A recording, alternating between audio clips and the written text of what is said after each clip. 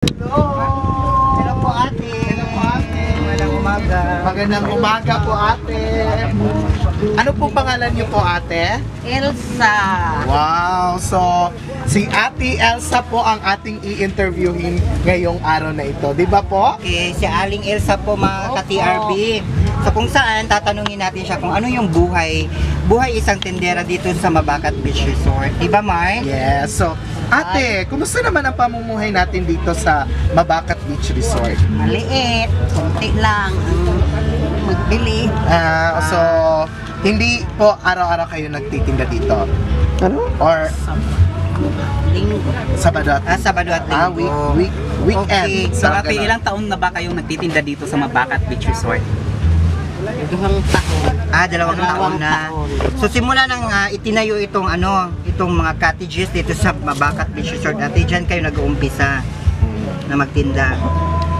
Or bago lang? Or Bago lang lang. talaga. So- So, ito mga paninda, ito lang ba talaga yung itinitinda ninyo, ate? So, ano yung mga iba pang serbisyo na ibinibigay ninyo sa ating mga Mga customers. Aside sa mga customers, yung mga talagang nagpupunta dito Na at mahilig talagang na mahilig maligo dito sa sa beach resort na ito. So aside sa mga panindang ito, ate, ano pa yung mga serbisyong binibigay mo sa kanila? So far, marami naman dito mga cottages.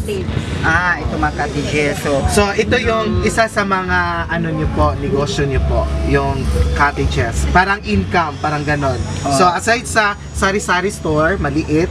So andito yung cottages. Then meron din po kayong, 'di ba, parang nirerenta na salbabida, meron. Okay. Yes. So bago yan, Mark, tingnan natin kung Salbabida. i-focus natin muna. Oo. Life jacket. Oo. Oo. So i-focus mo muna natin yung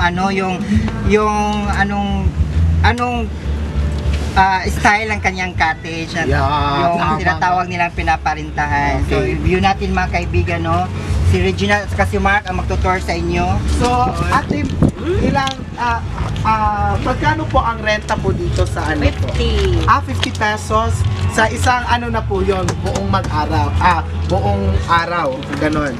So, So mura lang talaga. So, kumpara sa iba. So, iba-iba ang mga presyo ng mga cottages dito, ate, di ba? Hindi Oh. lang 50 pesos. Kasi doon parang may 100. Kung Set natin yung Yung malaki. 100. yung malaking space, 100. So, Ito lang po ba ang 50. pinakamura dito sa...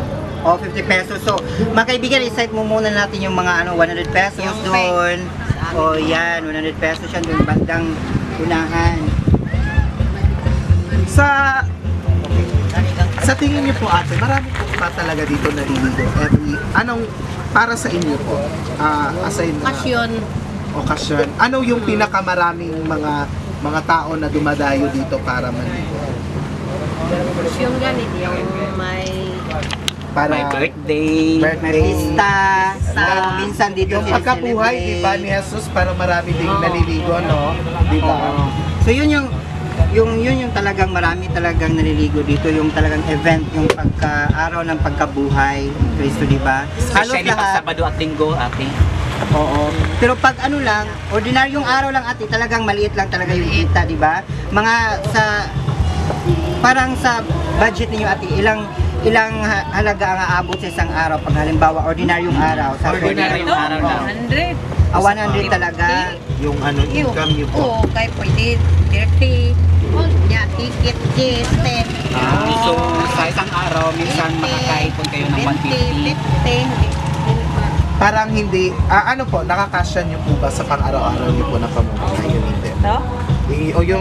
Yung kita nito Sa sa kapatid cottage. ko mani, Parang ikaw lang yung Ikaw yung ibinili niya sa Caretaker, kanya. parang ganon. tinda. Okay. So yung income nyo po sa isang araw, 150 lang. So napagkakasyan nyo po yun sa pang-araw-araw o hindi? Maraming Pag maraming customer, maraming pamilya. Kayo lang dalawa ni tatay. Wala Asan kayong anak mga niyo, anak, ate? ate? Asan yung mga anak ninyo? nagpa-sildog niya po. Kapatid ko. So ilang anak ninyo, ate? Ilang lalaki at saka ilang babae? May lalaki, puros babae. Puros babae. Puro babae. May lahat mga sila negosyo na rin. May asawa na po, may kanya-kanya May na po kanya-kanyang pamilya. negosyo. And then meron na din mga kanya-kanyang pinagkakakitaan. Okay po. Okay, sige. So, ngayon po ate, sa ngayon po, ano po ang masasabi niyo po sa nangyayari ngayon nga? 'Di ba? Parang konti lang. Ano po yung mas marami bang Hindi naman kayo nalulugi ate, di ba sabi ninyo, di ba, while ago sinabi ninyo pag ordinaryong talagang araw, wala kayong kita, di ba? Halimbawa yung mga Saturday, Sunday, di ba? Maliban na lamang kung mayroong mga Sa okasyon. bahay, may ano, itik, bato. So yan yung mga alternatibo na Yung saging, So at least, pilig, yapon, Meron kita Marami pa pala rin. kayong pinagkakutan. maganda? marami pa rin pa sa Ito pinagkakita. pala yun. Yun ang alam mo, yun ang pinaka-importante sa ating mga Pinoy. Oo, kasi kasi- marami tayong nagagawang paraan. Yes. Kahit konti lang yung Hindi lang kita isa, natin sa araw-araw, pero dalawa, merong mga Oga. may mga Oo. Napagkakasya rin lahat, di ba? Para sa pamilya. Oo, para lang matustusan ang pangangailangan sa bawat araw. Pang araw-araw na pamumuhay. Okay. Tama. Sige, ikat sa.